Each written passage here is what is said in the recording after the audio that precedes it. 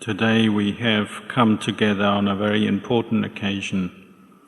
As Buddhists and supporters of this monastery, we have come together at this time to offer this papa offering. We've given up our time, our resources to come here to bring funds to support the construction of this Buddha Bodhiwana monastery, following that aspiration that many of us have had for a long time now to have a Buddhist monastery here. We've also undertaken to keep the 5 precepts today, and we've listened to the Buddhist chantings, the teachings that the monks just chanted. Following this, we will also come to install the relics of the Lord Buddha in this Buddha statue that you see behind me in this Uposatha hall.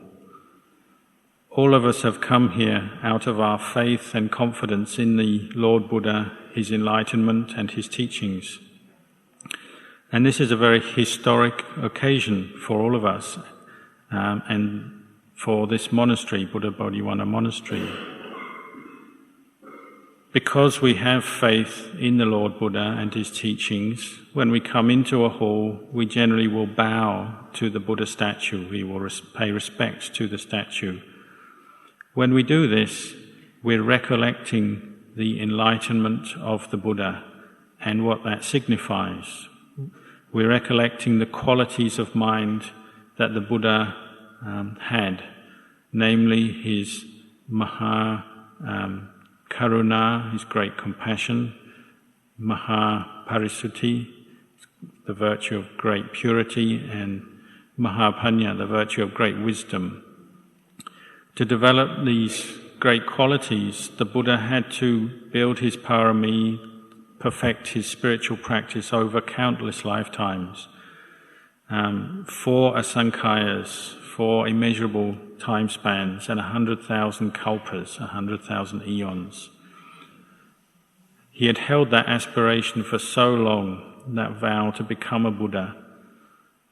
Once he did become a Buddha, he experienced what we call vimutti sukha, the happiness of liberation of the enlightened mind, as he sat under the Bodhi tree in India many years ago.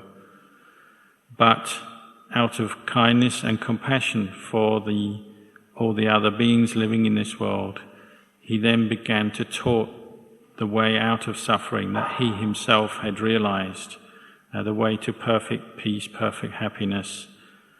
Not only that, but as he started to teach his disciples and they became enlightened, he also sent them out to spread the teachings for the benefit of everyone.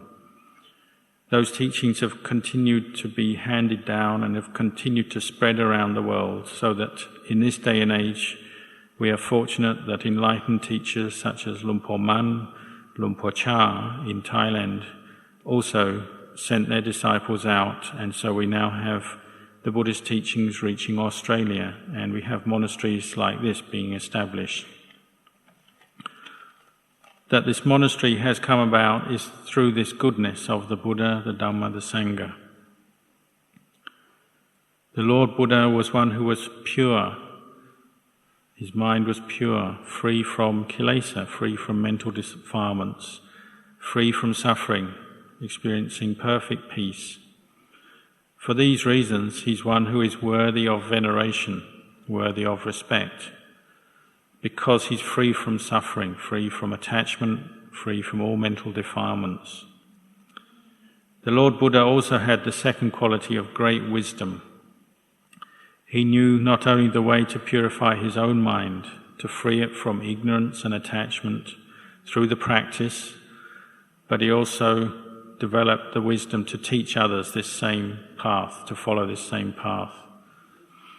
So when we pay respects and bow to a Buddha statue, we're remembering these qualities. When the historical Buddha, the Lord Buddha himself, died, all his disciples, both the Sangha and laity, came together for his funeral, for his cremation. After his cremation, all the kings gathered together to receive part of his ashes, his bones, Tona the Brahmin was the one who was appointed to divide up all these ashes, and this is why we still have relics in the world today. The different ashes of the Buddha were separated and sent to the main kingdoms of that time, to nearby Ratchakya and to other kingdoms further away, to King Ajatasattu and the other main kings at that time.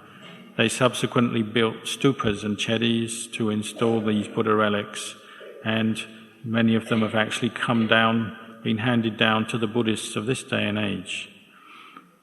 We ourselves were lucky enough to receive the 3 largest Buddha relics that you can see in the container from Somdet Buddhajan, Wat Saket Monastery in Bangkok. We've also been lucky enough to receive many other gifts of Buddha relics from other teachers in Thailand and around the world. Some of these relics have even manifested here while waiting to install in the Buddha statue. So when we bow to the Buddha statue, we are recollecting all these virtues and qualities of the Buddha. But really the best way to venerate and remember these qualities that the Buddha embodied is through our own practice, putting the teachings into practice.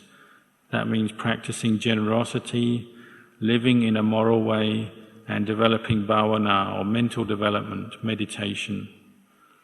If we try to do this in a sincere way, we commit ourselves to the practice, then we will be able to bring ourselves to a place of true happiness. Even though at this time we might still experience some stress, some suffering in our lives, we must keep practicing.